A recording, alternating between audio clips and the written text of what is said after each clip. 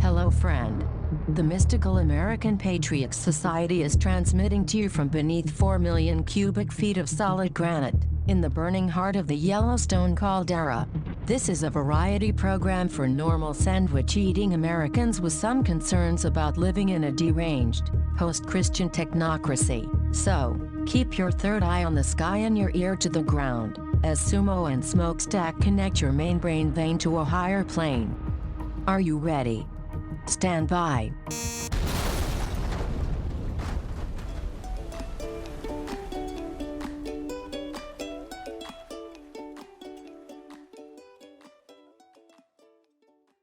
Good morning. Can we attack teachers a little bit? Absolutely. Good. Is there anyone? First of all, good morning. It's so cold. Is it raining? I'm getting soaked with almost frozen, but yet still wet rain right now. Well, not right now. It's the worst. I think that's the worst way to be frostbitten is just on the edge of freezing, so it's not snow or sleet, but rain. Yep. And it covers you. Mm-hmm. And then it gets a little more cold. And then that's almost a death sentence.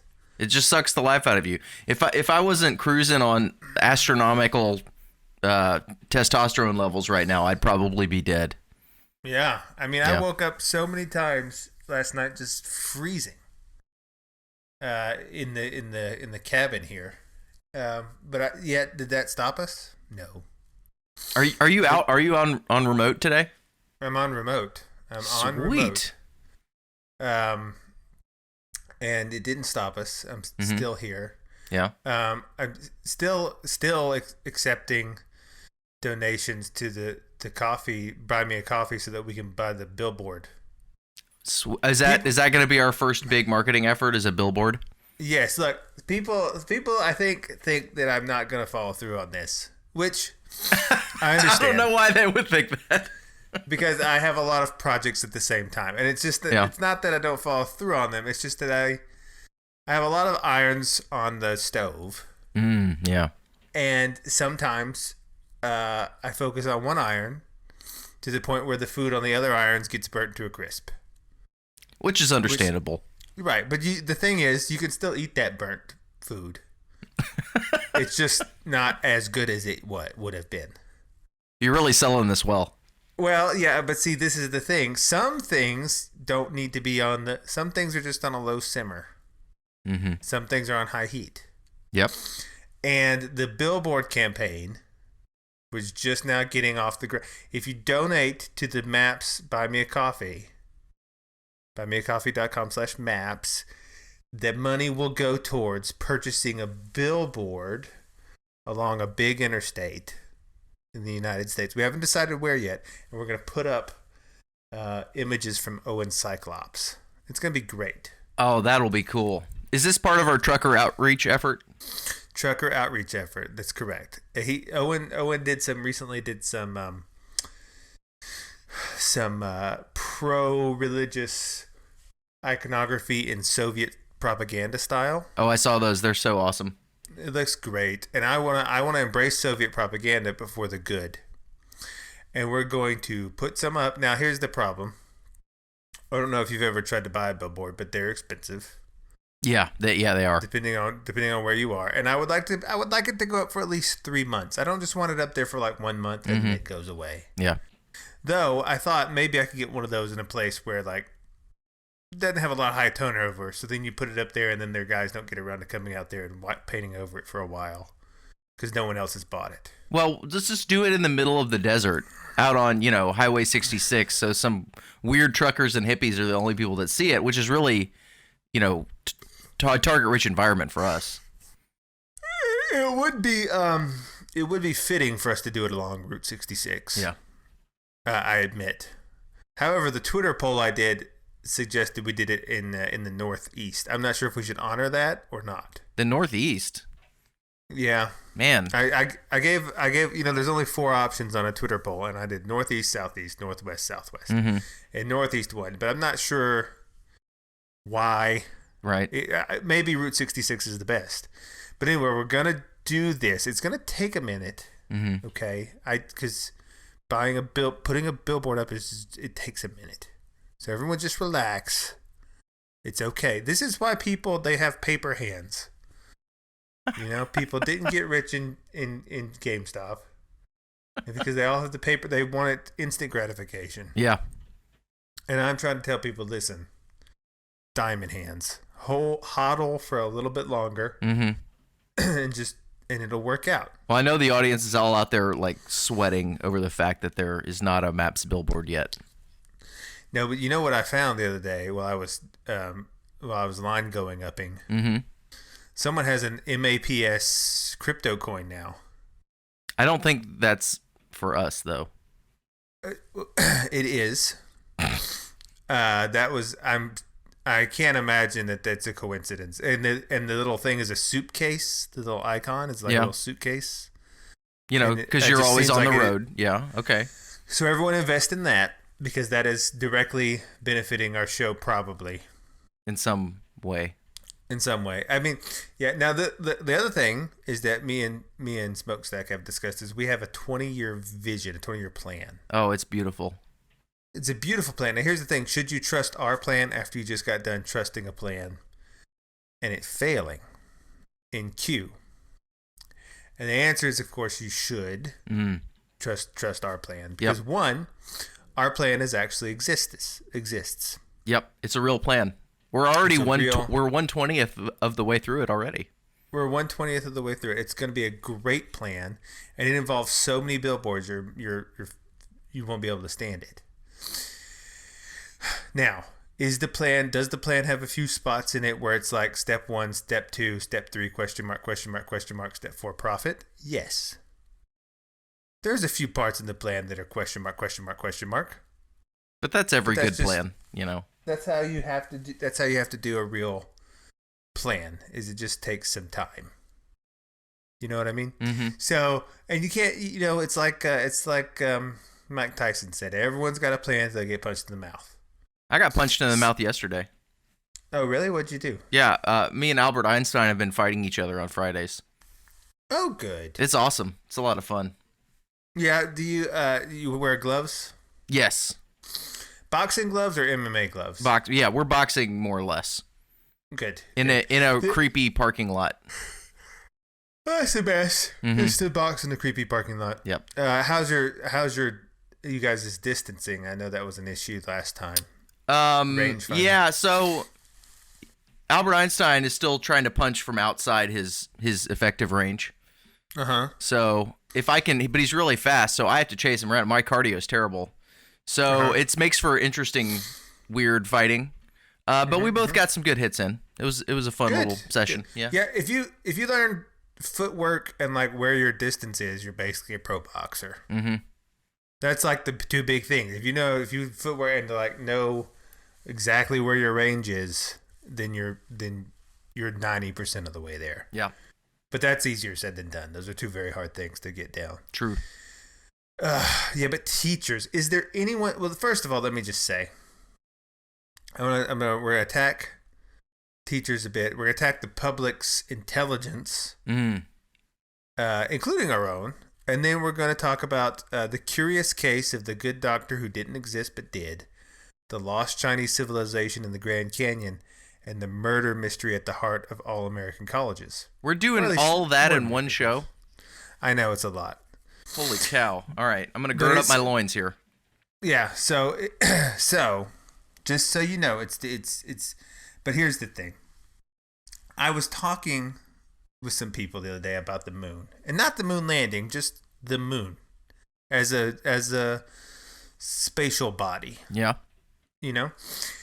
And while we were discussing it, we got onto like phases of the moon. Mm-hmm.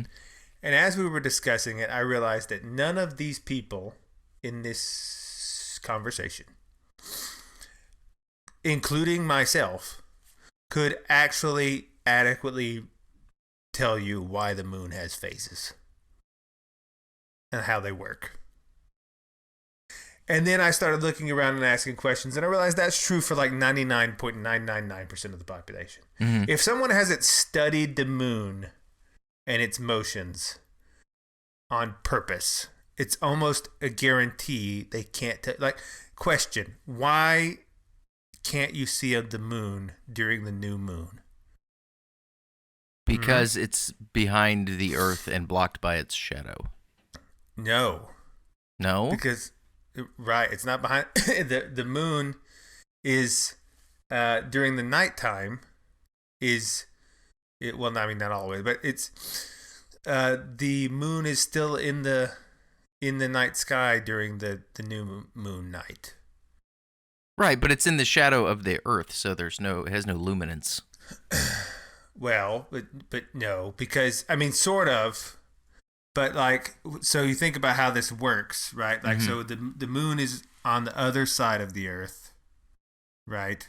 And then there's the sun on this side, right? So, and then you think about where it is, right? Because people were, and what happened was some person got up and they said, look, it's like this. My head is, and this is what you see if you go on like the YouTube or the something and you look for an explanation by teachers. Okay. Right? Is that they'll be like, my head is the Earth, and I'm going to hold out this ball on a stick, and that's the moon. Mm-hmm. And then the sun is over there, it's that lamp, right? Mm-hmm. And then she's like, all right, now look, see, and she's standing there and she's looking at the lamp, and then she holds up the stick with the ball on it, that's the moon. Mm-hmm. And she's like, now see, this is a new moon, and the sun, the moon is between the Earth and the sun, and that's why it's not illuminating the face. It's the part of the moon that's illuminated is facing away from the Earth, so therefore you can't see it. You see? But that would be in daytime if you could see both the. No. That's not what I'm saying. I'm saying the Earth is in the middle. Oh, okay, that's better. Okay, yeah. So she's up there and she's like, and this thing has like 3 million views, and like all these teachers are on there like, this helps me with my class so much. Thank you. This is great. And the first thing if you're a reasonably intelligent person, you say is like, but no, that would be if you're facing the sun, you're in the daytime. And she's like, look, that's why you can't see the moon during a new moon at night. Oh, no. And then you go, oh, no. But then no one catches this on this YouTube or any other YouTube, which all of them have the same explanation, right? And then you go, and then she's like, so it fails on like multiple accounts. One, she's facing the day and calling it the nighttime. And then she's like, then they move around their body and they're spinning around. But then it's like, but no, you're not. Because your face that you're facing is not always locked to the moon, right? And then it's a big mess. And when you think about it, it's like it's very complicated. Oh yeah, you've got 3 bodies. You've got the sun, the moon, and the Earth. And two of them. I mean, the sun spins also, but it doesn't count because who cares? But they're spinning on their axis. And they're not all their orbital planes are not perfectly aligned either. Right, and they're tilting back and forth with the seasons. Yep. And the month, and then they're not only spinning on their axis, but they're rotating around each other and then around the sun. And then when you start trying to visualize it in your head, it gets a little wonky. And so most people, when you're sitting there like, oh yeah, and you try to go through like the phases of the moon like this, and you try to go, well, and you try to think about it, and you're like, wait, what I just said doesn't make sense because of this other thing, right? And so I realized that most of humanity, probably 999 people out of every 1,000, or 999,000 out of every million, couldn't really sit down and diagram out how the moon phases work. And most of them would be satisfied with an answer that had the moon being like, look, it's a new moon because like the sun is reflecting the wrong side. And you're like, but wait, you're in the daytime. And they're like, shh, we're going to go teach this at public school. And Well, they there's no consequence for giving public school children a completely inaccurate and inadequate answer to something like the phases of the moon. Right. Right. Exactly. And so this, I mean, has anyone failed more thoroughly than teachers? Just, I don't know if there's any teachers in our audience, but just think about that. You know, like, if, as any, like, you know, has any public profession done there over the past 30 years had such a regression in results? Oh, now that's the truth. Except for teachers, right? And then they get up there, and I often will attack teachers in public, and they always get upset. And I say, but your students can't read. And then they get more upset. Yep. But it's always true. And it's not necessarily their fault. They're trapped in this giant bureaucracy of nonsense. Mm-hmm. But also it is a little bit their fault because the teachers union is ridiculous. But like that, but at least the things like where no one understands and it is a complicated topic. But then when you think like, oh, but you should have realized that the model that you're using is like has the moon in the daytime. So because it's interesting because that concept is complicated, how the moon phases work. Yeah, when you they're just going to not they're not going to actually teach it. They're going to teach like a dumbed down and really not accurate at all version of it that kind of just satisfies the intellectual curiosity to a point and then moves on. Yes. So we can get to the next worksheet. So everything is about just satisfy. That it was perfect actually, because it's like why people don't explain things. They just explain things to the point where you go, oh, okay, I guess I don't care to ask anymore. Yep.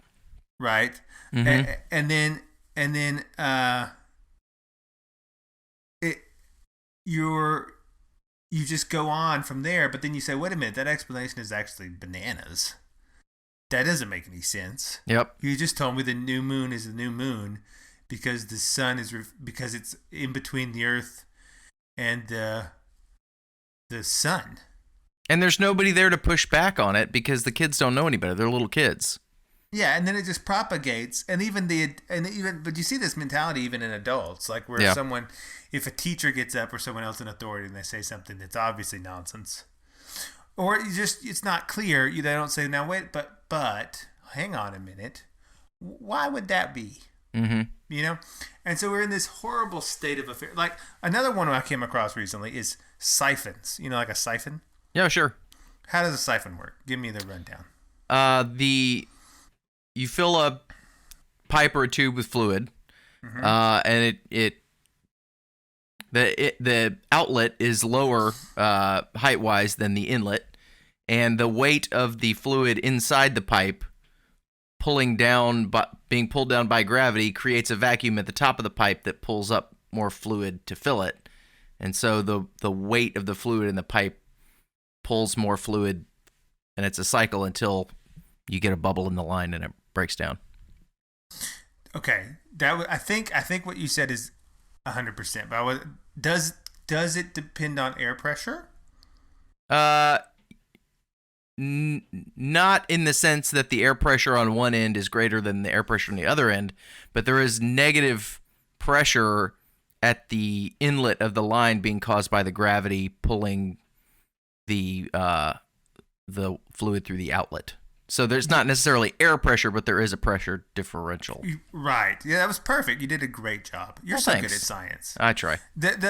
People always are like, I think because a lot of the ways you get a siphon started is you like suck out air from one side and stuff. Right.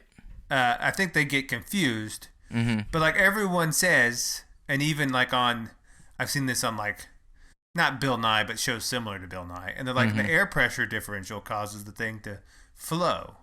And like, no, it doesn't. You can do a siphon in a vacuum. You can do a siphon in the vacuum of space. True. Yeah. You know, and it's because you think about it, it's more like the water, because it's another thing where like water has this property you don't really think about, where water molecules sort of stick together, and so then when it's falling, it's sort of like more like a chain, like a link of chain, and as it's falling, it's pulling the ones behind it up, and so the gravity's actually doing it, not the, like you said, not the air pressure. Right. It's more the fluid pressure. You got negative fluid pressure at the inlet. Right. Exactly. See, where did you learn school? You had a good teacher. I did not learn that in school. Okay, see, there you go. No one learns anything in school except how to, I guess, survive in the nonsense economy. Well, yeah, you learn how to operate in a bureaucracy in school. Yeah, like it was like some guy said on Twitter today or last night. They said when I was a kid, my family would take me after school to go to an arcade where I would exchange real money for fake money and use it for cheap thrills, and that prepared me very well for the modern world of cryptocurrency and bureaucracy, because you go to the job, and then the job doesn't mean anything. It doesn't do anything, frankly. I mean, this past month, my company has sort of just turned into a cryptocurrency company and ignored all of our clients. Because every time I would do something, I'd be like, well, yeah, I can come do that. And then I try to put them off as long as possible, because I was like, well, but I'm actually going to make a lot more money just sitting here and clicking buttons for a minute than like going over there. And that's been true. And so then it's when you're in that sort of environment, you just, while I was doing that, I was sitting there going, the fakeness of this is really getting overwhelming. Yeah. Because now that I'm like basically in the fake business, like Tim Dillon was talking about, like this, like did I do anything for, I think I went and I did something for like 2 hours for one customer this week. I could have gone a lot more places. Could have, But you were making more money flipping crypto. But I was making way more money clicking buttons on random websites, right, for like 30 minutes and then going to sleep. And then you think about like all the people that are like working really hard, and you go, well, first of all, you wonder why they're doing that, and it's because they're under the, like, because I try to help people. I try to help. Like I was at my 2-hour job. Yep. There was a guy came in there. He was an engineer, and he was an older fella. And I was like, listen, buy some crypto. It's great. And he was like, no, I'm not getting into that. And it's fake internet money. Fake internet money and the 401k and then the right. Dude, and I tried to tell him, I was like, listen, the dollar is also fake internet money at this point. But he's under such that so many people are light years away. They're just light years. There's so many mental hurdles they have to overcome to then just say, oh, instead of going to work, I will click buttons on for fake monies. With that's what Wall Street does. Exactly. There's a whole city dedicated to that very activity. And it's the biggest city in the world, or it was before they kicked everyone out because of COVID. But crypto trading is a lot more honest, because Wall Street is just skimming and front running and ripping people off and acting like they're trading assets based on value, when really it's just they just use supercomputers to front run the rubes on the retail platforms. But I feel like it's like crypto, it's still a casino, but at least it's an honestly run casino. Yeah, people are saying there, does this have any value? And people go, maybe. We'll have to see, won't we? And then people are like, but this one, and then there's some coins where people are like, does this one have any value? And everyone goes, shh, no, this one we're just pumping and dumping. Yep. You buy some of the coin with the dog on it, you wait till it go up, then you sell it, and then you just get a free money thing every month. Just a boop-a-doo, boop-a-doo. And everyone's like, but you can't just make free money out of nothing. You go, yeah, you can. And then people are like, but money's real, and it's serious, and it matters, and you have to work hard for it. And you go, but you don't. You have to work hard for value. Correct. Money is like Vitalik said, the founder of Ethereum. He was asked, like, what is money that's defined? And he goes, well, money's a game. It's like a point system. And there are ways to, like, and people compete to get more points. And that's just his view of it, which is, I was thinking this is all, what we're seeing right now is the effects of, and I don't know if it's good or bad, a whole generation of people now coming into control of the market that were raised on video games from like 4 years old. Yep. And they're like, oh, everything is a game where you're just trying to make points. Oh yeah, and it's like I can, those people that could sit there and on RPG games and just grind out XP, Yes, exactly. Those guys are like running the market right now. Yeah, and it also turns out that that's a great way to combat the nonsense system. Yep. And maybe that was, this is the thing, you shouldn't be too worried, because people for like 30 years, 20 years were like, these kids, all they do is play video games every day. All they do, and then the universe is like, yeah, that's exactly what they need to be doing. I'm preparing them for the new revolution. So now's a good time to address a reader question, or a listener reader. We don't write anything. I hope this person's not a teacher. No, it's a no. This person is definitely not a teacher. Listen, teachers, no hate. I'm just hating on you a little bit. But I don't hate you. No. Okay, we actually love you. This is for your own. This is tough love. I do think that hate speech should be legal specifically for teachers. There should be an amendment. Okay. Well, okay. But first, our listener question comes from Paper Hands. Can y'all recommend the most secure and freedom-loving platform for buying and trading crypto? The most secure and freedom-loving. Yeah. Ooh. The one in China. Okay. Are you not going to say its name for any particular reason? Binance. Okay. Now, here's the thing about that. That's kind of funny that it's the one in China, but this is not financial advice, nor is this legal advice, because it's technically, I don't know if it's illegal for you to use it in Binance, but the U.S. pressured Binance to not allow people that connect from the United States onto their website. It's not illegal to my knowledge. In fact, I'm 99.9% sure it's not. But that it is. In fact, it's not. Again, not legal advice. It might be. But Binance does not, because they're a company based in China. The U.S. can't query them for their user data to see who's not paying taxes, right, on their crypto. So the U.S. government told the Chinese to stop allowing U.S. people on there. However, I had funds from before that happened that I sort of forgot about, As happens. And then I logged in there after like 6 years, and they were still there just fine, even though the U.S. had said stop doing. So they wouldn't let me do anything but take it out, because that's from a U.S. thing. But it was fine, and it was 100% secure, and it wasn't a whole lot because I just sort of forgot it was there. But so Binance is great, and so again, not legal advice, but if you sign on for the first time, I made my account like a dummy years ago without a VPN on, so they knew I was from the USA. But if you used one and you just connected as if you were from Hong Kong, I don't think they would ever know a difference and give you any trouble. And just report it on your taxes, and then it'll all be square. They were just afraid that they did not that people were gonna hide money there.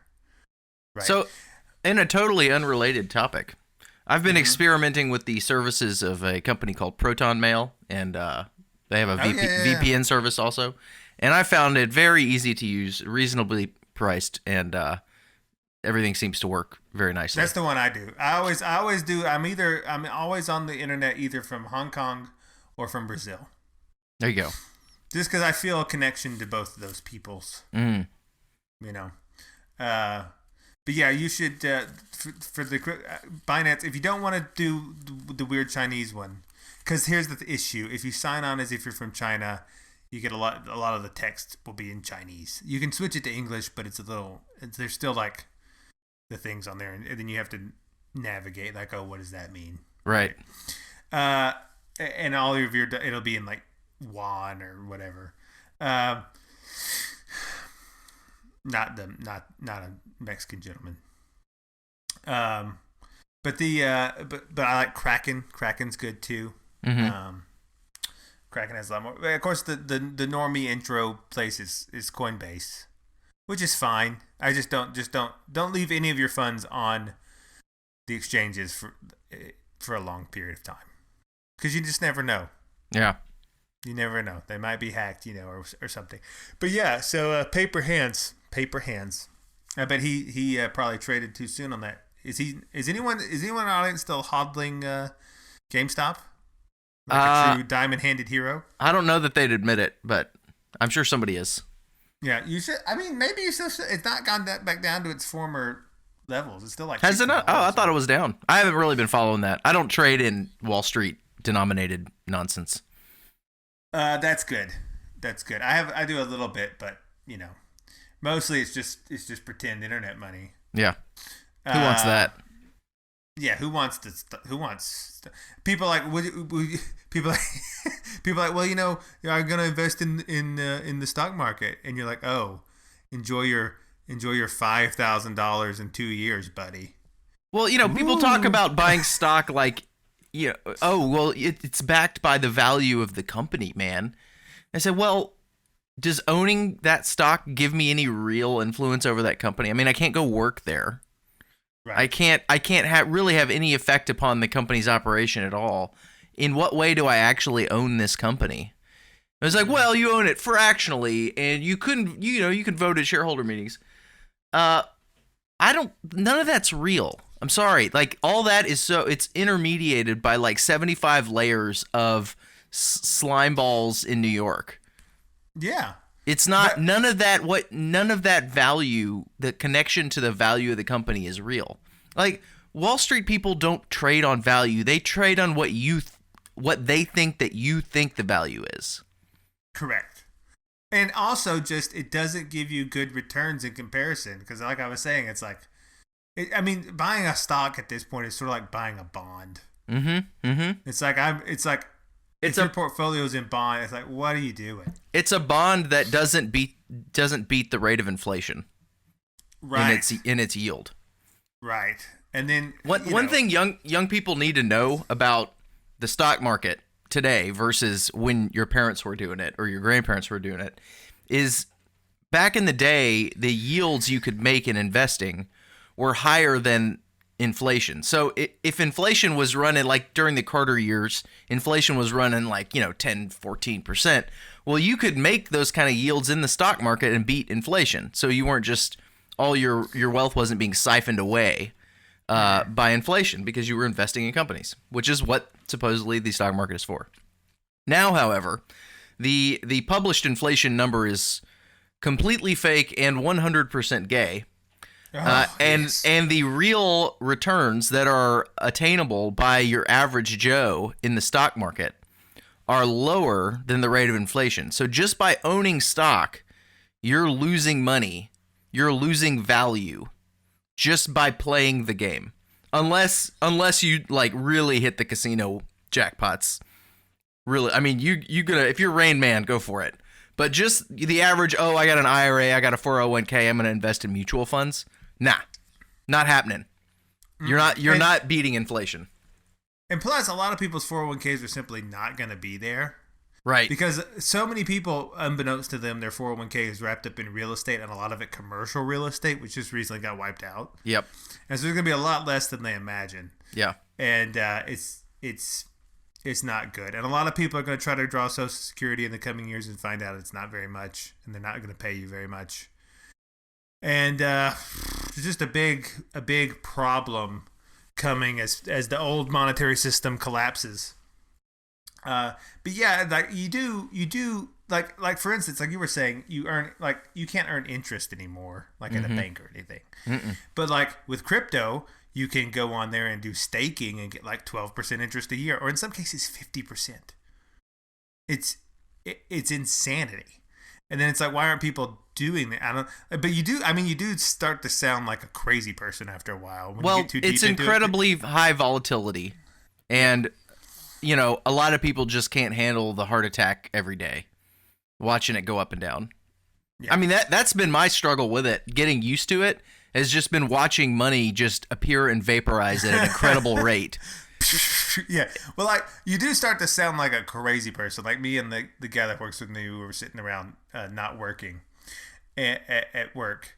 And we were watching, and he goes, should we put more in, should we stake more in pancakes so we can get some for Bunny? And I said, what you just said is a psychotic sentence. But I don't even know what that means. But pancake is this new. See, now there's all this weird stuff. It's like this.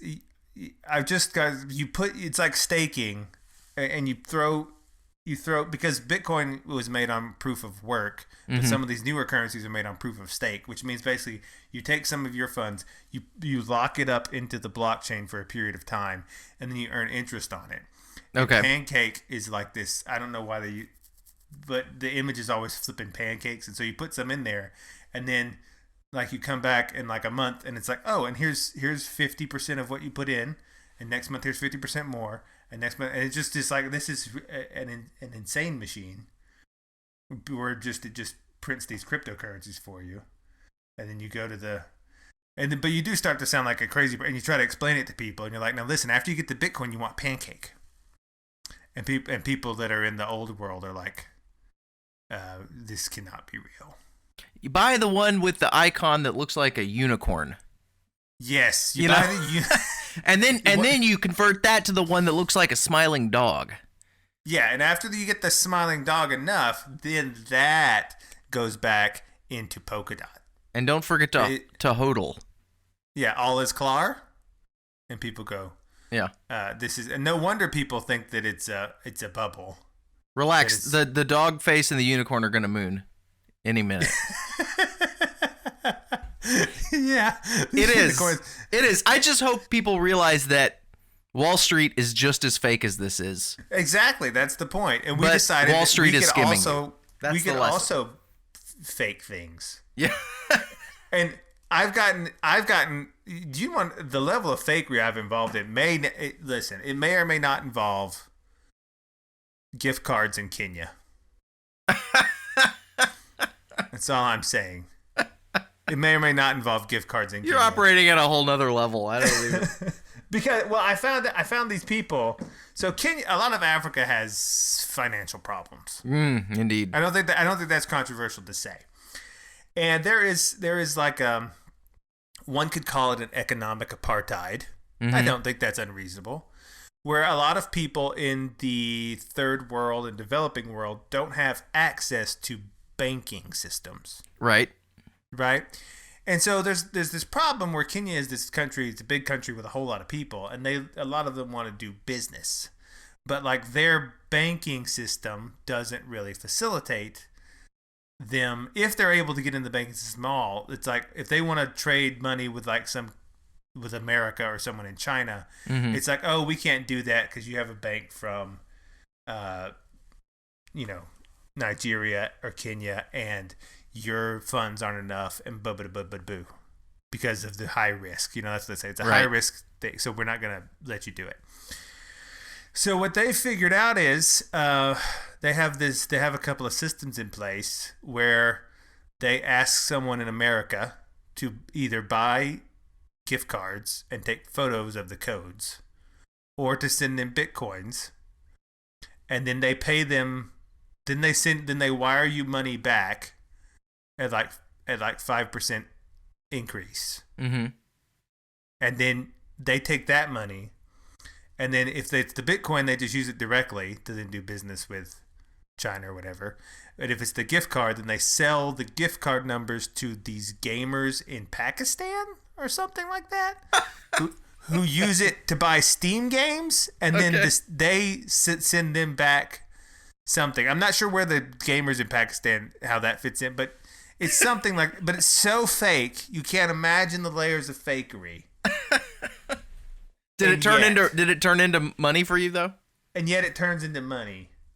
Because it's, and when you think about it, it's nothing crazy. It's like, oh, these people in Kenya can't do banking, but they can use gift cards. And so if you just give them the codes of the gift cards, they will give you a little bit more money for the gift card. All you're right? Being rewarded for providing liquidity to a market that is lacking in it, which is rural Kenyans. Some might say that I'm a fake bank. Yes. Yeah, but it's just you're just providing a service. Yeah, exactly. And so then you're just like you just click the buttons and then the money, and then you click a few more buttons and then the money, and then people. This is the economy of the future. No one needs to do anything anymore. We all just click the buttons. It's all going to be all on bits, lockdown anyway. Electrons flowing around.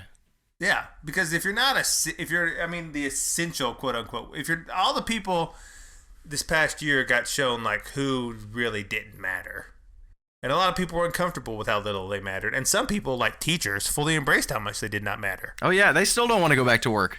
They're like, we are here and we don't matter and we like it. That was their chant. It didn't rhyme. Well, you don't have to matter if you're in a powerful union. You don't have to matter. Yeah, the teachers' chant didn't rhyme because they failed remedial English. And they didn't know how to rhyme. Yeah. But it was just like, we are here. We don't want to go back. We keep giving, and they never missed a paycheck. Right. They just kept.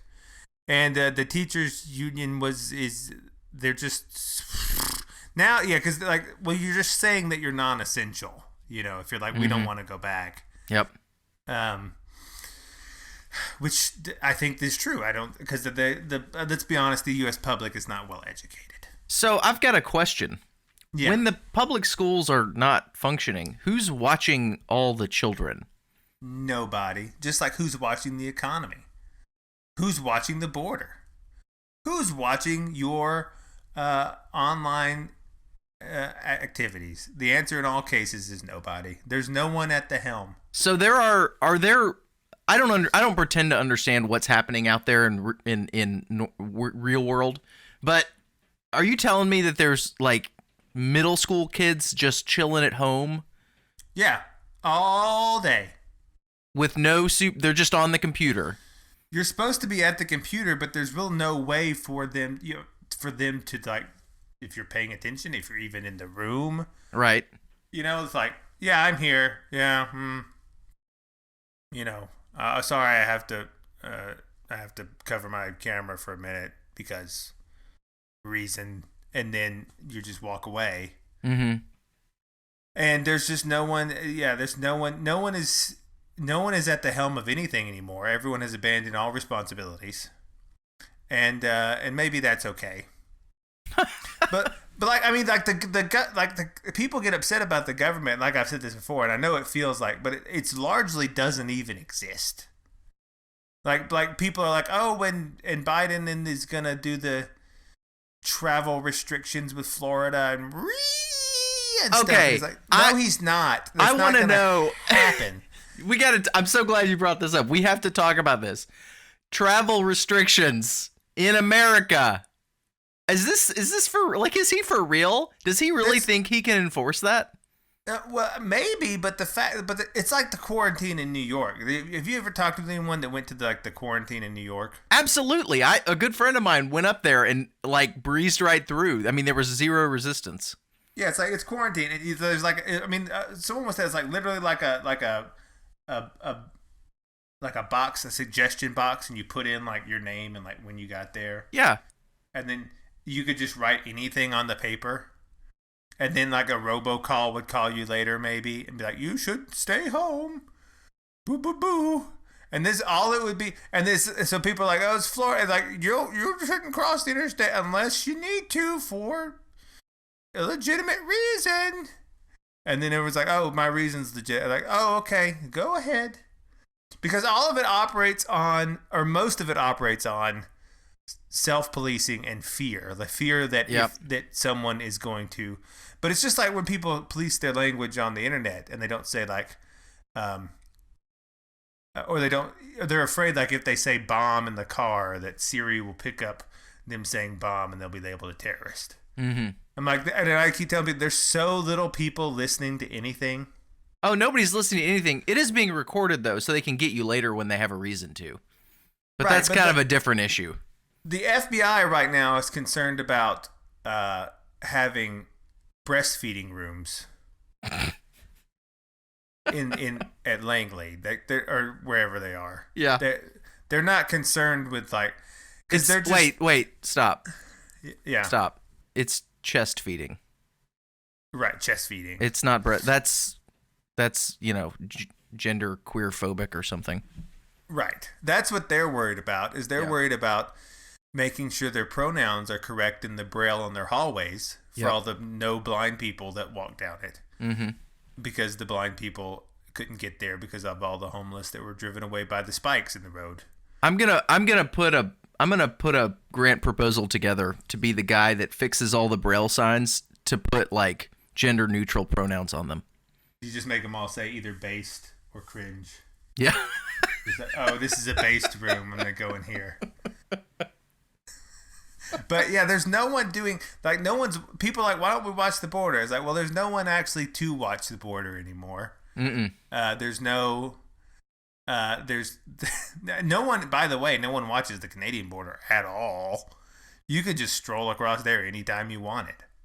I mean, this is the thing. People are like, well, you just, if you go to the road, there's a checkpoint. It's like, well, okay, but just get out of your car, go a mile east, and just walk up. And now you're in Canada. A friend of mine recently just canoed into Canada. Yeah, there's no... The idea that we have some sort of border control, or that really anybody does, is insane. The only way they do it is paperwork. When you get here, it's hard to get jobs and or apply for things without the proper paperwork. So people go home. But in the age of fake money and fake paperwork, which we are rapidly entering, then even that's going to break down even harder. And you can, whether that's good or bad, who's to say? Who's to say? Maybe I would like a Maltese passport. That's something I'm going to try to work towards one day. Are those particularly good passports to have? Well, they're not. I don't know if they're good passports, but I can't decide between Malta and some of the Caribbean islands, because the Caribbean islands and Malta all have this scheme where basically you just pay them money and they give you citizenship. Awesome. They call it citizenship by investing. But what it means is, hey, if you give us a sufficient amount of money, here's your passport, and you're now a citizen. Do they take Dogecoin? I'm sure they will soon. Okay. I'm sure probably within our lifetimes, and not very far from now, you'll be able to buy citizenship in St. Lucia with Doge, which will be fantastic. Because that's exactly what we need. But yeah, these little countries, they're like, we don't, and they know you're not going to come live there because there's not no room. Yep. Like St. Lucia is such a small island. It's like, we can sell, but you can all be these citizens. Sure. And we'll give you the passport. And if you want to come here, whatever, but, and it also works as a nice, because I feel like having second citizenship works as a nice, like, escape plan. Sure. Yeah. So the Caribbean islands are much cheaper to buy citizenship in than Malta. Malta has the benefit of if you have the Maltese one, then you can go through the European Union sort of willy-nilly. Oh, nice. And they know it, so they put a premium price on their citizenship. Their little. But that's something I would like to. That's a long-term goal of my personal goal, is to become a Maltese citizen. Is that part of the MAPS 20-year plan, or is that different? That's adjacent. It's just a personal plan. Sure. Okay. To become to get me and my whole family just Maltese passports. Nice. And then, I probably don't even ever go there. Actually, I think in the Maltese case you have to go there for a little bit. And a lot of the Caribbean ones, they say, "Oh, do you ever have to set foot in the Caribbean?" No, just give us the money. Right. And which is how it should be. Yeah. And so I hope to in future to trade maybe some unicorns or some Doge for citizenship in the Cayman Islands or something. Which is what we should all be striving towards. Yep. Citizenship is also fake. It is also fake. Yep. It is, well, yeah, and it's things become fake as the systems which made them make sense break down. So like all these like the And this is why, to some extent, people fighting for border control are fighting a losing battle. Because, like I said, it was always paperwork, and like there was the main control mechanism. And in the age of electronic paperwork, it sort of starts to fade away. And also in the age of everyone moving around all the time on planes. Well, the integrity of nation states is being blown away by the wind of globalism. And Trump, God bless him, he tried to stop it, but he couldn't stop it. He couldn't stop it. I don't know if anyone can. We may and that's not saying you can't still have a nation, but it may not be tied to a state. Like the Gypsies, like the Roma. Yeah. Or like the Jews for a very long time when they didn't have Israel, the land.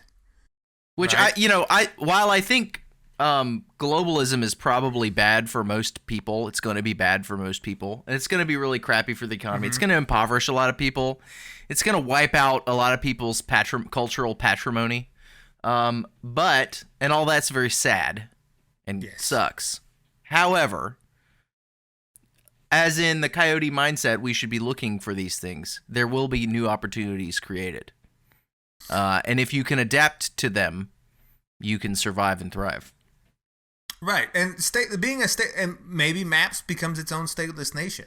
Maybe we thought we were making a podcast here, but we're actually forming an ethnogenesis ethnic group. I'm going to get an ID printer and start issuing passports. Oh, we need to do that. Because if you just fake that you're real hard enough, it sort of becomes real. We've seen that with Bitcoin. If we just fake that we're real hard enough, and people are like, this is my... But yeah, there's lots of stateless nations already, like the Sikh people from like the Sikhism. Yep. They're state. The Tamils. Yeah. Kurds. Romani, Gypsies, the Uyghurs. Yeah. There's tons of stateless nations. For that matter, the Catalans. American Confederates. The mystical American Patriots. Yep. Stateless nation. We need a flag. Yeah. Oh, now that we're an ethnic group, I have so many projects. That's what you needed is a new project or two. We need a flag and we need passports. Yep. We need some sort of, like governing system, which will of course be a smart contract on the blockchain. This is going to be great. So you to get your passport, you're going to have to execute a smart contract, and then we'll send it to you. Something like that. Okay. Yeah. But anyway, so that was our rambling rant against teachers. That really took the long way around, didn't it? Yeah, I mean, it started because I realized how little people think they know so much and they're educated, and then you say, oh, but most people actually can't explain the moon. Because most people actually don't know how a siphon works. Yeah, you nailed it. You did a great job. But thanks, pal. Most people don't even know. But now let's talk about what we really came here to talk about, which is the doctor that didn't exist but did. The lost Chinese civilization of the Grand Canyon. Are those those are two different things, right? These are all one thing, and the murder mystery in the heart of America's colleges. This is all one thing? It's all one thing. How am I going to title this episode? This is impossible. Well, it's gonna make sense. Okay. So I was perusing AP magazine, Ultimate Perspectives magazine, which is a great paranormal and conspiracy magazine, and they have a great researcher there named Greg Little, and he did a lot of this research, and I was going through his research, and he was recently ragging on people he was in some diatribe about archaeologists calling things pseudo-archaeology, and then he said that he was pointing out all these things in formal archaeology magazines that were just outright lies or whatever, or contradicted by a previous one.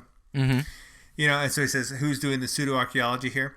But in the middle of this, he brought up a case which he had previously researched, and I sort of did a dive into it, and it went places I didn't even... Okay, so anyway, on April 5th, 1909, there was a paper in Arizona called the Arizona Gazette that published a front page article they called The Grand Canyon Lost Civilization. the Grand Canyon Lost Civilization. So it described in this article a Smithsonian-funded expedition led by a G.E. Kincaid and Professor S.A. Jordan within the Grand Canyon that uncovered a huge underground complex of tunnels and rooms, right? And inside these rooms, they discovered many artifacts, much of them quote-unquote Oriental in style or possibly Egyptian. And then they shipped them off to the Smithsonian, and then the story sort of went away. Everyone just forgot about it, okay? So it's just, that was 1909. Repeatedly, it talks about this Professor Jordan, sometimes this Kincaid fella. They're in the Grand Canyon. They find these Oriental, like maybe Chinese artifacts, maybe Egyptian. No one's quite sure. Okay, in this underground complex. Okay. This isn't Q related, though it does have underground complexes. Maybe it is. I don't know. They've done the Q lore. I'm not fully up on. They might have thrown everything in there. Is the underground complex in the Grand Canyon, is that a known thing, or is that vanished also? Well, let's go with it. Okay. So this was forgotten about. No one really mentioned anything of it, right? Until an author by the name of Joseph Miller in 1962 wrote a book called Arizona Cavalcade, which you can still get on Amazon, and he reprinted the article. And that book, Arizona Cavalcade, was like this book on, it was an early sort of Greg Hancock sort of book about lost civilizations and stuff. Okay. And he reprinted it, and that sort of made the stock price of that conspiracy theory tick up for a bit in the public consciousness. But it didn't really get going till another book by David Childress in 1992. His book Lost Cities of North and Central America. He reprinted the story again, likely having gotten it from Joseph Miller, in which he talked about. He said, "Look, and there's evidence that there's this Chinese civilization in Arizona. Isn't that crazy?" And it took off. That was in 1992. It became semi-popular, sort of an alternative history version, right, of the world. Mm-hmm. People like that. They like lost civilizations and stuff, and it became sort of popular in the early 1990s. So much so that in 1993, the Smithsonian issued a couple of formal statements about the article. They said it was all bunk, it was fake, there's nothing there, and they said, quote, they had, quote, no record either of a Kincaid or a Professor Jordan ever working for the Smithsonian, end quote. No record of a Kincaid or a Professor Jordan ever working with or for the Smithsonian. Okay, so that was in 1993, and several times since then, other publications, both connected to the Smithsonian and not, and still right through this minute, their official position of the story is the story is false, and furthermore, the people in it, Kincaid and Professor Jordan, we don't know who they are, and we have no record of them at all. Okay, the problem with that denial is that it is blatantly, provably false. And it's weird that they keep persisting in it.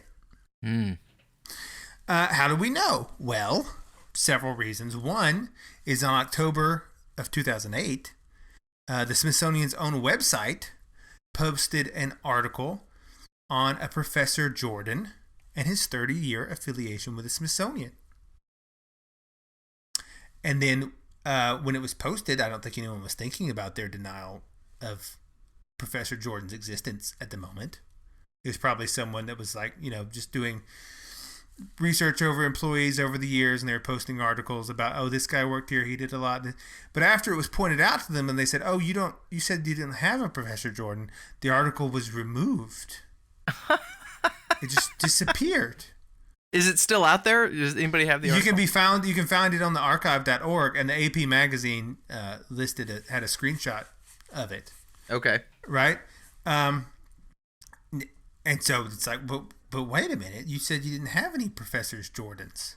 Now, to their credit, their Professor Jordan was a D.S. Jordan, David Starr, and the one in the article was an S.A. Jordan. So you could say, okay, that's fine. But one, they said that we've never had any Professor Jordan. They didn't really there's no one that even matches that closely. Wrong, Professor Jordan. You said in your article he worked with you for 30 years. Yep. Right?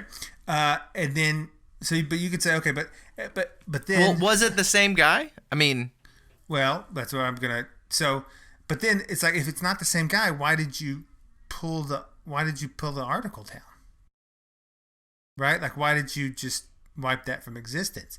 I mean, you could say like, well, this was an S.A. Jordan, and they said we have a D.S. Jordan, so it's no big deal. Like, they're both okay, except that Mr. D.S. Jordan in 1889 and through the early 1900s, so in 1889 and the early first decade of the 1900s, this Professor Jordan, D.S. Jordan, who was definitely working for the Smithsonian. We not only have their article about his biography, but we have articles he wrote during the time. You can still pull up. This Professor Jordan, in the same time period, remember the original article was in 1909, he was definitely working for the Smithsonian and doing so in the Grand Canyon. okay.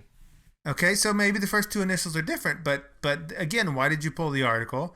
And what are the odds that another Professor Jordan you claim did not exist at all just happened to be working in the exact same place at the exact same time, right, as the Professor Jordan you claim did exist and they removed from your article when the internet talked about it? What are those odds, right? Okay, so what was this Professor Jordan doing in the Grand Canyon?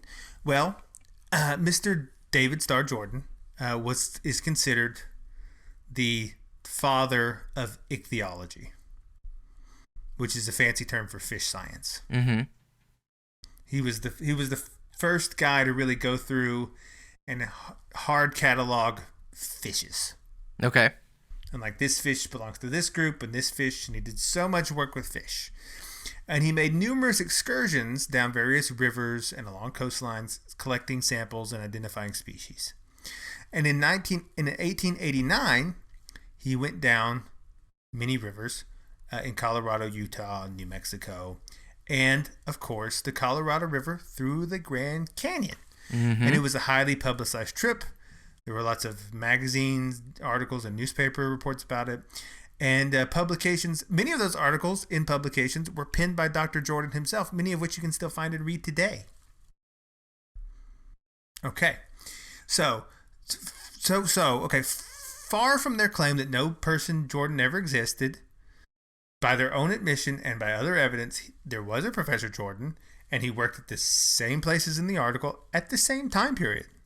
So much so was he involved with them, far from not existing, that he was actually offered the position of National Museum Director at one point. Just as a quick aside, having known a few archaeologists in my life, it would not at all surprise me if an archaeologist were doing work under one set of first initials under one topic like ichthyology, and then publishing other work under different topics like lost civilizations under another set of initials.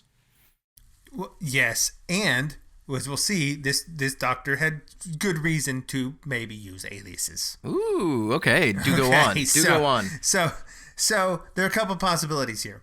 The old pioneer, OL apostrophe, the old pioneer, which I know all of our listeners subscribe to, the semi-regular publication from the Grand Canyon Historical Society that we all receive in the mail every month. Classic.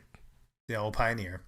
In 2009, the Old Pioneer had a 9-page article on this, in which they posited that S.A. Jordan in the article and his Oriental treasures was likely a fictional person based on D.S. Jordan and his excursion down the Colorado River. So then, this is not the first time this connection has been made.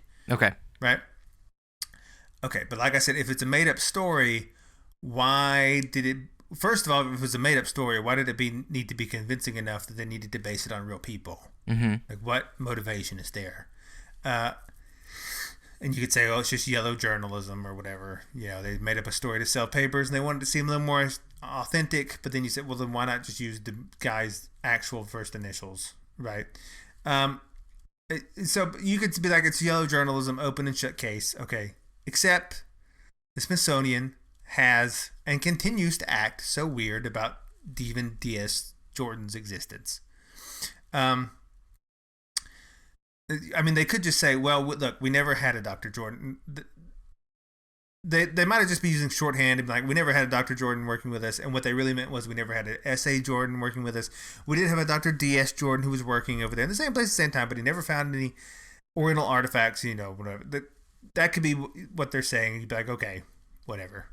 All right, but as we noted, they scrubbed DS's article from their website, and then two, perhaps more curious, the entire Wikipedia article on David Starr Jordan, the man considered the father of ichthyology, which is pretty lengthy, by the way, has no mention whatsoever of the fact that he worked for the Smithsonian for 30 years. Huh. In his career, it's like it never mentions that he was involved with the Smithsonian at all. You can search the word Smithsonian, and the only thing you find on the Wikipedia page is a link to a biography about him on the Smithsonian website at the very bottom. And when you click that link, it takes you to another website that also doesn't mention him at all. Weird. Right. And so remember, most of his career and life was spent working for the Smithsonian.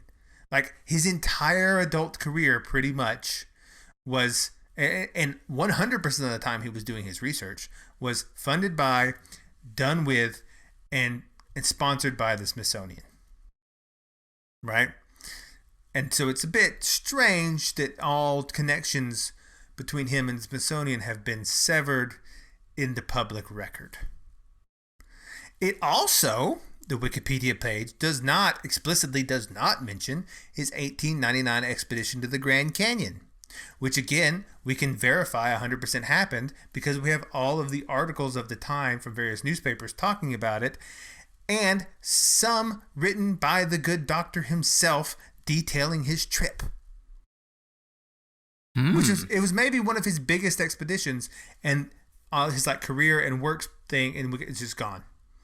Isn't that a little odd? Seems a little odd. Isn't that very strange? Indeed.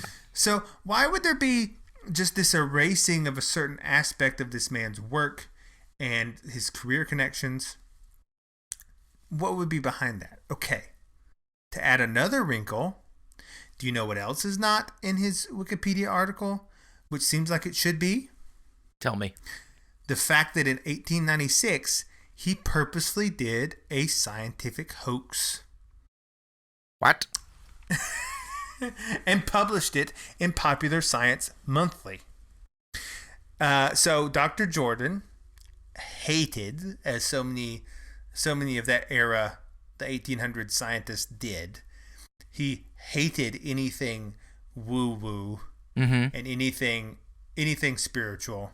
Right. And the spiritist movement was big at the time, like seances, and telepathy and auras, And so he claimed he invented a device that could photograph telepathic images.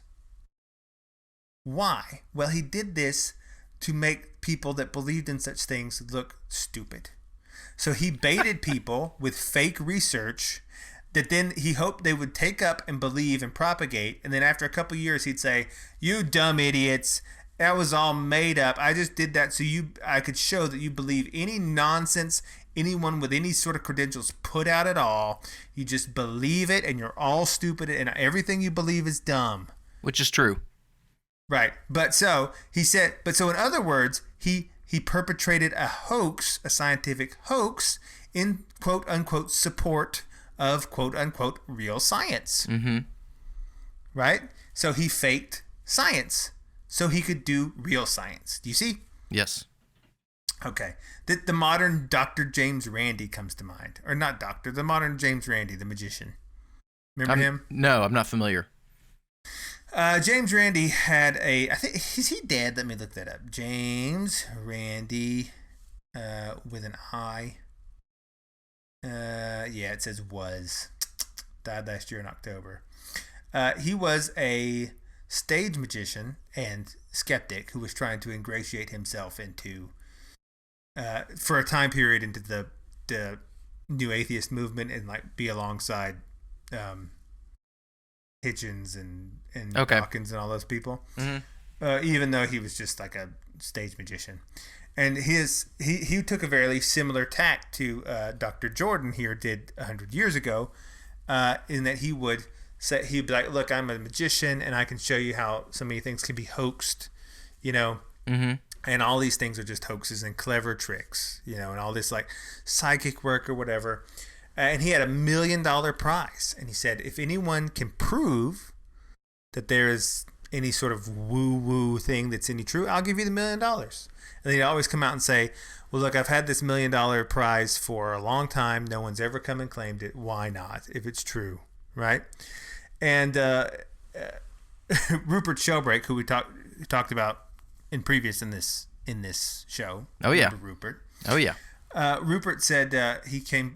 Someone asked him about that, and he goes, oh, Dr. Rand, or he said James Randi there's no $1 million.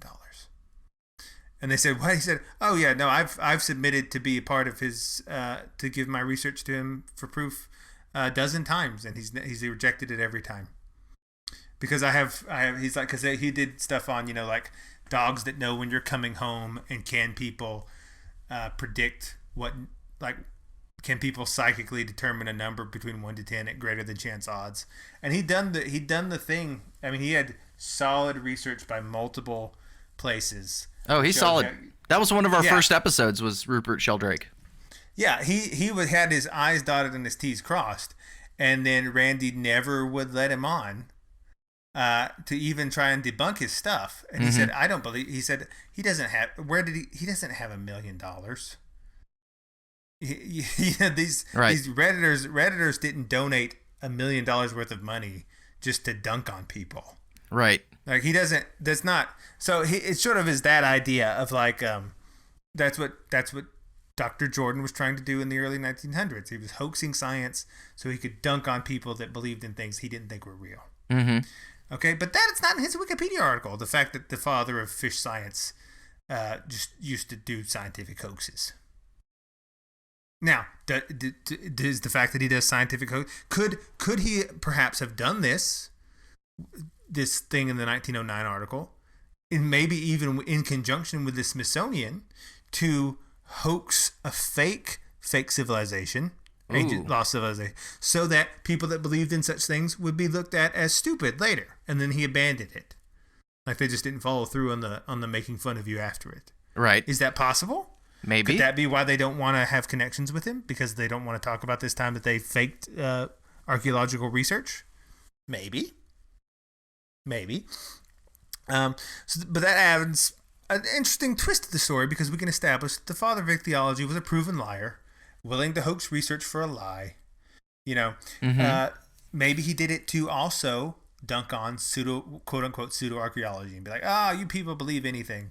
We make up some article about Chinese in the Grand Canyon. You're like, could have done that. And maybe he just didn't get around to making fun of them later because the Smithsonian got cold feet or something. Yep. I don't know. Could be. Okay. But he has one more sort of big problem. Mm-hmm. To his personality. Well, not just one. He has a couple. The other reasons they may not want to associate him with the Smithsonian, or they may have wanted to disappear this article. One, he held beliefs which were common for his time, but not looked at, let's say, happily today. Such as? Well, he was a eugenicist. Uh-huh. Right? Mm-hmm. Who wrote a lot about conserving the quote unquote Anglo/Saxon Nordic race. Okay. I always love how everyone tries to be Nordic. Yeah, that's like those three things don't go together. The Anglo-Saxon Nordic race. Like, you're not Everyone's like, oh, I'm an Aryan. I'm people in India try to claim that they're Aryans still. It's the biggest. They're like, oh yeah, we're the Aryans, and then they go through this whole thing. If you ever want to see people get mad, go on the internet and tell one person from one caste of India that he actually belongs to another caste, and they get so upset And they will give you their DNA records to prove that they're actually blonde hair, blue-eyed gods. Good night. Or whatever. They get so upset. Or just call them a Southie. Just be like, oh, you're a Southie. What does that mean? Well, in general terms, generally speaking, the poor, low-caste people live in the south of India, and the richer, higher-caste people live... As you go more north, you get more wealth in India, generally speaking. So that's a belief that's not very popular today. Mm-hmm. Probably will be again though one day, because this stuff always goes in cycles. People are like, oh, we're progressing, but you're just progressing around a big circle. Because these people are like, oh, because I mean, if you think we didn't have epochs in the past, we're very cosmopolitan and globalist. Rome. Yeah.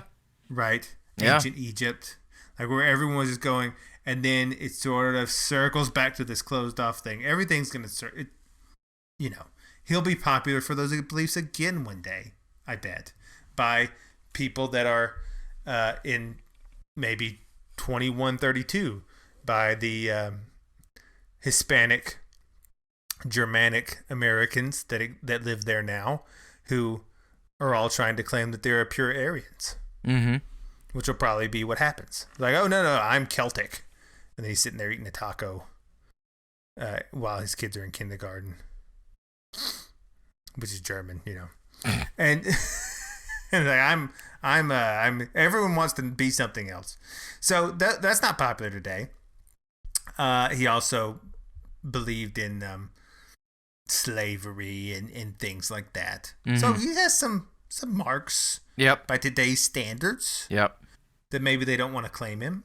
But that would be true for most of their scientists from that time, which they still will claim. Right. Right. Maybe. But he had another thing, which is something that is on his Wikipedia page, was his role in covering up a murder. Ooh. And not just any murder, but the murder of one of America's most... But one of America's most legendary murder mysteries.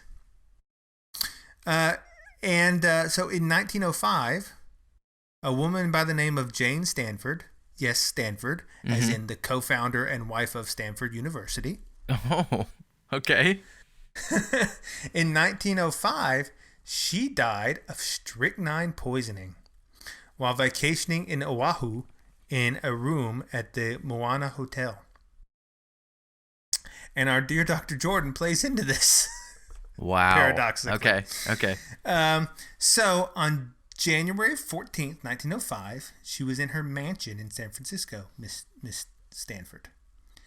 And she drank some mineral water that tasted bad. It's so bad, she said it was bitter. She forcibly, with the help of her servants, had herself vomit up the water. Right? And then she took the rest of it. She had her maid taste a little bit, and her secretary, because of course, if you think it's poison, you make your servants drink some too. You're going down with me. And they all agreed it tasted strange. So they sent the mineral water to the pharmacy to be analyzed. And this is why you should always drink just regular water, people, just for poison purposes, because you'll pick it. If you have fizzy water, if you have mineral water, A, you're not getting any health benefits. That's all mostly bunk. And B, you will not be able to taste poison very well. Just from a practical standpoint of staying alive, you don't want to use these alternative waters. Just straight regular water is fine. Mm-hmm. Yeah. But so she was trying to drink mineral water for health benefits, quote unquote, and so she gets poisoned. They sent it to the pharmacy. The pharmacy came back a few days later and said, oh, it was laced with a lethal dose of strychnine. Now, this is somewhat sloppy because strychnine has a taste. Right. Yeah. I don't. But anyway, thinking quite reasonably that someone was out to murder her, she moved out of the mansion. She said, one of these servants or somebody here is trying to kill me. She suspected the maid Elizabeth, right? Because apparently Elizabeth had come from Europe, and she was always telling her stories about, like, oh yes, the Duke in Germany was poisoned, and no one ever figured out who did it. And then I moved to France, and that guy was poisoned, and no one ever figured out who did it. And apparently she had said these things in a very Downton Abbey sort of way, but no one could ever pin anything on her. Okay. And so no charges were filed or anything. So to get to the bottom of this, Jane hired a detective agency, the Harry Morse Detective Agency. And Harry Morse was a sort of John Wayne character. He made his fame as sort of a pseudo fake lawman who would just run around California shooting at Hispanics. Right, because they were, he claimed they were in bandito gangs, and some of them were, and some of them were not. Yeah. Some of them were just some of them were just Hispanic with curly mustaches, and others were actually in bandito gangs, who would do stagecoach robberies and stuff. But so he would. Did he have any authority to do this? Well, he made his own. And then after he made a bit of a name for himself shooting at Hispanics, he started a detective agency. So she hired him, and they went undercover for a few months, and they got some jobs at the Stanford Mansion, and they found it was full of petty crimes like theft and little trinket swiping and stuff like that. Lots of gossip, and lots of servants having sex with each other and getting gossipy about it. But no solid evidence about poisoning. They couldn't find any strychnine things, nothing. So there was absence of anyone to blame. Jane is frightened to return back. So she says, someone's tried to kill me. I don't know who. Could be anybody. So she just takes her money and she decides she's going to leave. She's going to get on a boat to Hawaii, safely away from California. And after that, she will go visit Japan for a while. So she leaves for Honolulu on February 15th, 1905. And it's there at the Moana Hotel, about 2 weeks later, 45 days after her first poisoning incidents, that she asked for some baking soda to settle her upset stomach. And she had a very trusted secretary who'd been with her for 20 years. Named Bertha Berner. Now, I would immediately suspect anyone named Bertha. Yeah, it's fishy. But she trusted Bertha. Bertha had been with her like her whole adult life. She loved Bertha. And Bertha prepared a solution of baking soda and water and gave it to her to drink. And then that night, a little before midnight, Jane cries out in pain and to her servants, and she frantically is asking them to call for a doctor. She says she's lost control of her body. She believes she's been poisoned again. And this time, probably because the poison had gotten in deeper and was inhibiting bodily functions, attempts to induce vomiting were unsuccessful. So the doctor at the hotel arrived, a man named Francis Howard Humphreys, and he tries to give her a solution to try and absorb the poison in her stomach and stuff like that, right? But it's not working. She can't swallow properly. Jane screams out at one point, "My jaws are stiff. This is a horrible death to die." Oh, man. I mean, it gets dark. And then she starts spasming, and her whole body locks up. Her jaws clamp shut. Her thighs open involuntarily. Her feet twist inwards. Her fingers and thumbs clench into tight fists. Her head cranes back on her spine in an arch. And after some hour of this or so, she finally stops breathing. Dead from strychnine. One of the founders of Stanford University, murdered. And who done it? Well, the investigation found that the baking soda Bertha had used to poison had poison in it. But the bottle used had been sealed and had been unopened since it was purchased in California. So someone had had the foresight to lace her baking soda in California. Who? No one was quite sure. The jury in the case delivered a quick verdict.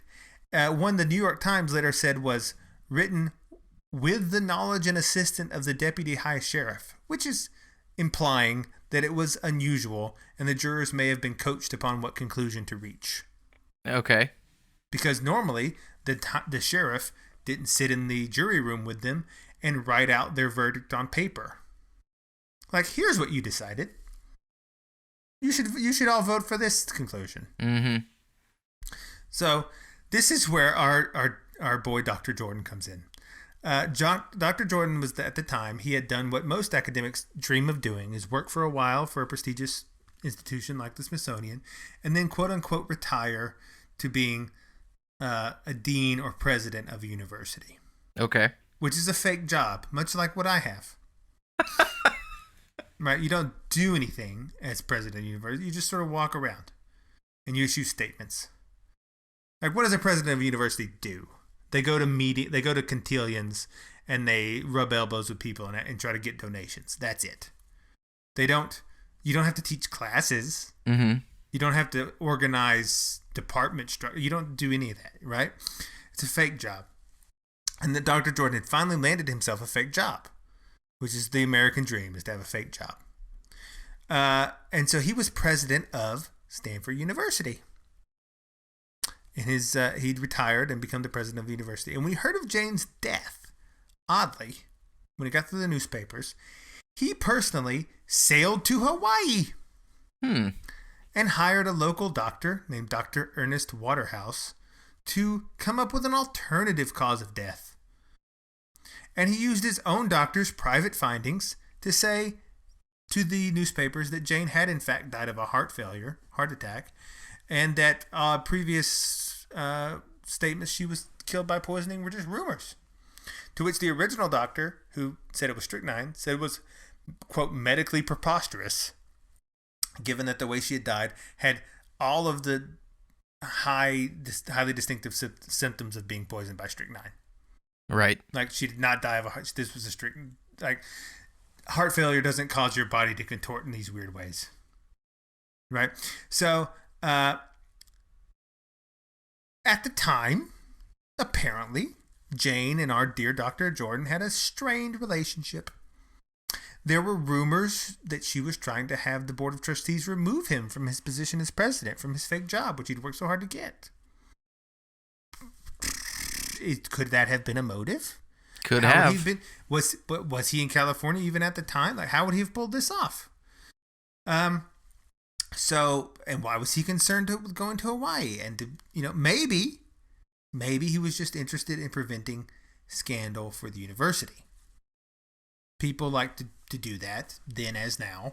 Sure. If something scandalous happens, like, say, the head of your conservative institution that you've recently made and convinced people to donate lots of money to is actually grooming a lot of young men sexually using that money, and you're calling yourself, a project after a former famous president. Mm-hmm. Like maybe a John Adams project.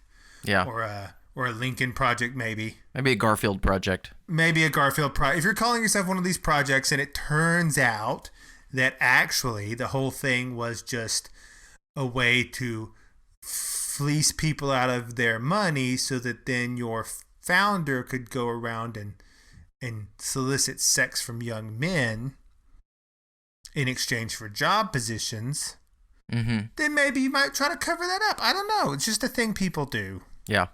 Right? And so maybe people try to save face. And if someone had poisoned the president, I mean, imagine how would people react today if, say, the president of Harvard was poisoned? Yeah. People would, it'd be a thing. It'd be a thing that people might not want to talk about and pretend didn't happen. Right? So Jordan worked to cover it up. And it sort of worked in that it muddied the waters so much, historians sort of didn't really write about it until like the 1980s, when everyone was like, it's clear that no one cared anymore, right? Because everyone was dead. And everyone was like, well, it's clear that she was poisoned. No one ever figured out who killed her or why. But if our show has not yet disabused you of the notion that people in academia and other institutions are above engaging in skullduggery, then again, they are, and you should remove that notion that they're these people above reproach. So we got a couple theories going here. One, the original article about the artifacts in the Grand Canyon and Dr. Jordan is just yellow journalism, and it speaks of a Dr. Jordan, and that's just a coincidence. Maybe. All right. Yep. But the issues with that theory are that the Smithsonian seems really, really keen on erasing all public knowledge that there was ever any Dr. Jordans of any kind that worked with them. Removing their own posts, removal of the biography from his website, and scrubbing him from the Wikipedia page with Smithsonian, right? Mm-hmm. Okay, so then we thought, well, after seeing that Dr. Jordan was a known hoaxer, maybe they'd organized another archaeology hoax to discredit popular alternative histories of the Americas. Could be. Okay. Maybe. We also said maybe the reason for scrubbing it was the fact that he was a Nazi-supporting eugenicist. Could be. Could be. Maybe the fact that he had a hand in at least covering it up, if not being directly involved in the murder of the founder of Stanford. So we've got a lot of reasons that this may have happened, right? See, they don't make guys like this anymore. What a card. Everyone's flattened out these days. They make guys like this. That's true. Yeah. That's true. They do make a... But what a card. What a character, this guy. He's got so many interesting facets. Okay, but there's one other possibility we haven't considered. Maybe they don't want to talk about it because the original article was true. Is it possible that Oriental, perhaps Chinese cultures briefly established colonies in the Americas before the Europeans got here and then either got wiped out or intermingled with the Native American tribes? Right. Because, if you had a spaceship and you were observing Earth from orbit in like 1390, the odds-on favorite for which culture was going to sail around the world would have been the Chinese. Yeah. Not the Spanish. No one would ever bet on the Spanish for anything, which is still true. Sorry. Right? But around the time that Columbus was first sailing the ocean blue, the Chinese had a very vast and impressive navy and had for some centuries. The issue with the Chinese is they generally do have so little concern with the outside world. Yeah. And people that they don't see any reason to go like, why would we go over there? There's just more barbarians. And people go, yeah, that's true. Why would we go over there? There's just more barbarians. So, which is, by the way, how they still feel. People worry about Chinese global domination. The Chinese have such little concern for people that aren't Chinese that they're just not going to. They would never have a Chinese empire. Their empire is going to be, if any place was ever historically China ever, they think that it should still be China, and that's it. Right. But further, it wouldn't even be that difficult if you think about it. Alaska and Asia are separated by less than 100 miles. Yeah. You follow the coastline. Yeah. You could just ride the coastline all the way to California, right? So in theory, at least, it's not implausible they could have gotten to the Grand Canyon. It's a heck of a trek, sure. But maybe. But is there any evidence for this? Well, there's a fellow by the name of John Ruskamp. He's an independent researcher. An older gentleman, they're sort of independently wealthy enough that he can just traipse around and look at old rocks and stuff and call that a job. That's a great kind of dude. Yeah. And he runs a website called earthancients.com and has a podcast of the same name. And in Earth Ancients, he in his travels, he's identified petroglyphs, rock carvings and paintings in New Mexico, California, and Arizona that he claims, and when he shows you side-by-side comparisons, you can see why he thinks this, that appear to show Native American symbols alongside with what look to be ancient Chinese script. Cool. That goes back around 2,500 years or so. So in his vision, in John Ruskamp's vision, the Chinese were in the western portion of the U.S. around 1300 BC. Now, is this accepted by mainstream archaeology? No. Why? Well, they claim there's a lack of archaeological evidence, which is very convenient, considering the only historical evidence there might have been was covered up by the Smithsonian because they had Dr. Adolf Strychnine of fish science. Right? But also, if he's correct about the petroglyphs showing Chinese influence, then that would itself be archaeological evidence. It's like, well, no, is his Chinese script thing correct or not? Because if it is, then that is a form of archaeological evidence, no? So wait, back up a second. Did you say 1300 BC? Yes. Okay. All right. I'm just making sure I got my timelines right. It's a long time. So Ruskamp identified at least 82 petroglyphs in the Americas that he believes were the result of an ancient Chinese exploration. Moreover, because we have very good records of ancient Chinese script, because the Chinese are great record keepers, we can actually translate those petroglyphs and tell us what they say. Which is, it's an insane thing. Ruskamp did it with the help of another fellow named David Knightley, who's recently dead. But until his death was the professor of Chinese history at UC Berkeley and the West's foremost expert on ancient Chinese script. So not a nobody. Yeah. Like the guy who was like the go-to guy on ancient Chinese script, specifically a language known as Oracle Bone Script. Awesome. Earliest known form of Chinese writing, and it's called Oracle Bone Script because it was mostly magical themed writing for ritual purposes, and it was mostly done on animal bones. Okay. Again, for ritual purposes. And you can still find these animal bones in China that have this script on it, and they have sort of like the Egyptian hieroglyphs. They have enough connections through the years that they can do a rough translation of what these scripts are. And the guy who was like the expert on it in the West agreed with Ruskamp that these petroglyphs are probably ancient Chinese. And with Dr. Knightley's help, Ruskamp decoded a message on the glyphs of a rock in Arizona. And there are 3 petroglyphs on this rock next to each other that translate thusly, roughly speaking. Quote, "Set apart for 10 years together, declaring to return, the journey completed to the house of the sun, the journey completed together." Whoa. So that doesn't tell you too much, right? But keep in mind, early languages are often very symbolic based and used in magical ceremony, right? And so that, like, just like the Egyptian hieroglyphs, you sort of had to know what they were talking about to get it. But it doesn't tell you anything concrete. It does have a theme of like travel and return and togetherness, right? Set apart 10 years together. That's something exactly. If I had taken a journey to the house of the sun with a bunch of my buddies for 10 years, that's the exact sort of thing I would carve into a rock when we decided it was time to leave.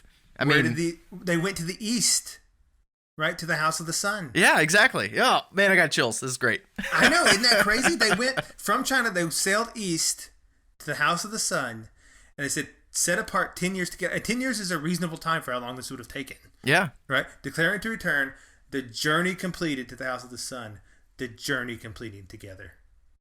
Isn't that crazy? Wow. And that's on a rock in Arizona in what looks to be ancient Chinese bone script. And no one ever talks about this. That is bonkers. I know. So it's like we left together and now we're coming. But here's the thing. So it's beside other like Native American script that we don't necessarily know what it means. And so then you say, did they interact with the Native Americans? Did they leave a colony behind? Did they come here and just say hello and then leave? Did they, what were they doing? Who knows? But so it's very possible that the Chinese were here a long, long time ago. And that could be what I just read you. Set apart for 10 years together, declaring to return, the journey completed to the house of the sun, the journey completed together. That could be the oldest legible message left on U.S. soil. That is so cool. Oh, man. Could be. Right? Now, there's 2 other pieces of this story I should mention.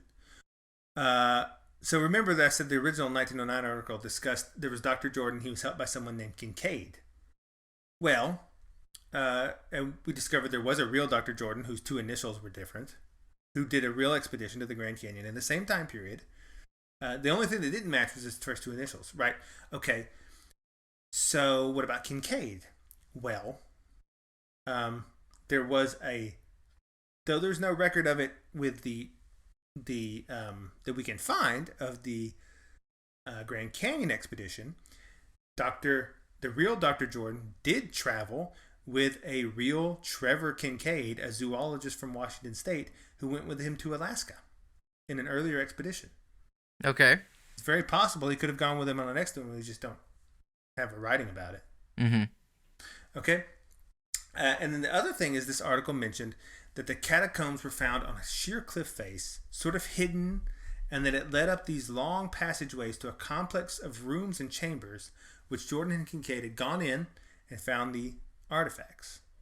Well, here's the big topper for me. In 1991, a site exactly matching that description was discovered.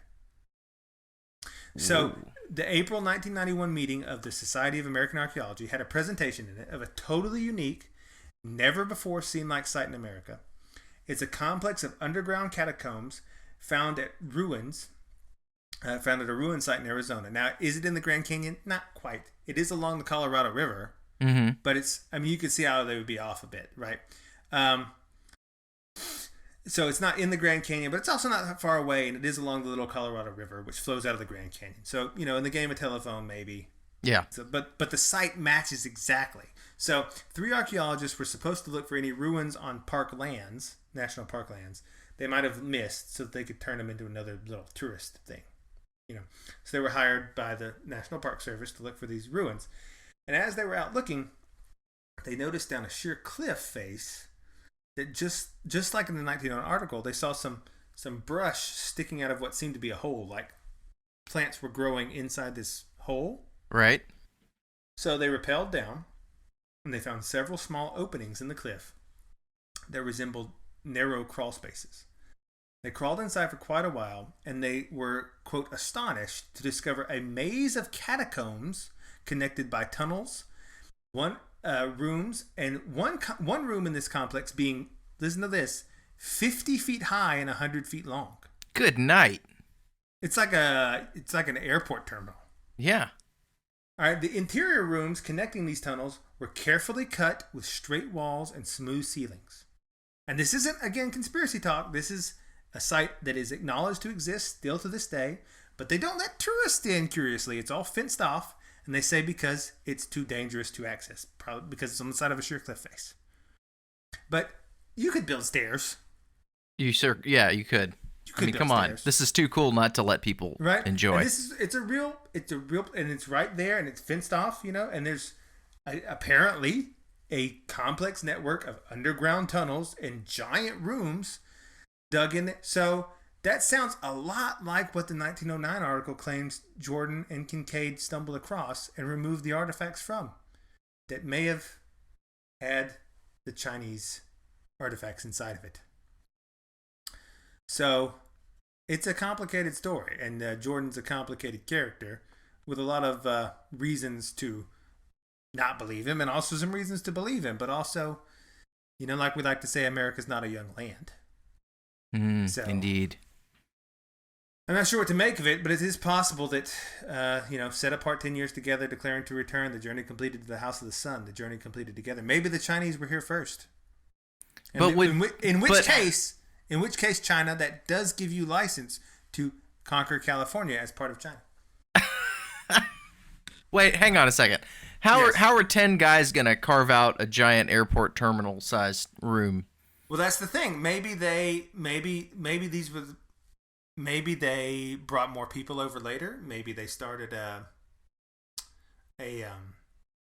colony here that was eventually collapsed. Okay. Maybe they just left a lot of treasure with the Native Americans who then dug this, and they kept this, like, this foreign people brought us these cool trinkets. And it was this thing that they kept. Right. And maybe that's where it came from. Maybe the Native Americans just dug these complexes, not the who knows. But it is strange that it's a site that you don't see anywhere else like that in the U.S. Not to mention that a lot of, the American native ruins aren't really known for that sort of construction. Right. That would have to come from it wouldn't have to, but you would think maybe that idea was brought from an outside influence. Right. So, the more you dig into the history of America, the more weird it gets. And there might very well have been some Chinese here. Not that teachers would ever tell you that, because they can't even tell you how the moon works. Or siphons. But yeah, I don't know. I got more fake business to do. All right. Well, I guess I hope everyone's line goes up. Yeah, line go up, everybody. My line went down last night. I was kind of bummed. That's okay. Line goes down sometimes, but then line goes up again. Well, I was explaining to my wife about crypto trading, and she says, "You put how much money into this?" I was like, "Nah, that's not that much, And just while we're talking, I made like $20. And conversation every. Well, how much money? Not that much. But babe, I just made $20, and then I woke up the next morning. I was like, "Oh, I lost $50." So I know a guy that has like 800,000 in crypto and like $100 in his bank account. There you go. I guess that's the fake and gay future that we all get to enjoy. He's just like, look, I got all these. Like, but what about? He's like, but I don't do. But why would I? I want it. It doesn't grow there. Is his argument? That's my argument too. But enough about crypto. I do have a question for you. For the outro, should we punish or reward our audience? Ooh, good question.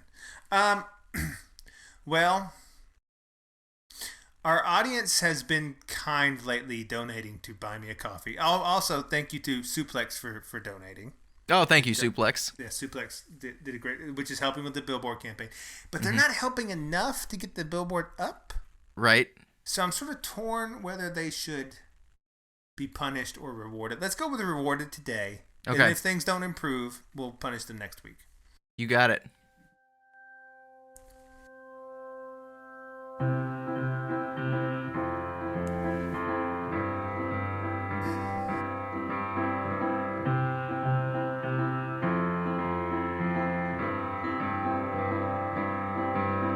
Stay out super late tonight, picking apples, making pies. Put a little something in our lemonade and take it with us. We're half awake in a fake empire. We're half awake in a fake empire. Tiptoe through our shiny city with our diamond slippers on. Do our gay ballet nights, bluebirds on our shoulders. We're half awake in a fake empire. We're half awake in a fake empire. This song, incidentally, is my submission for the MAPS national anthem. Just for your consideration, Fake Empire by the National.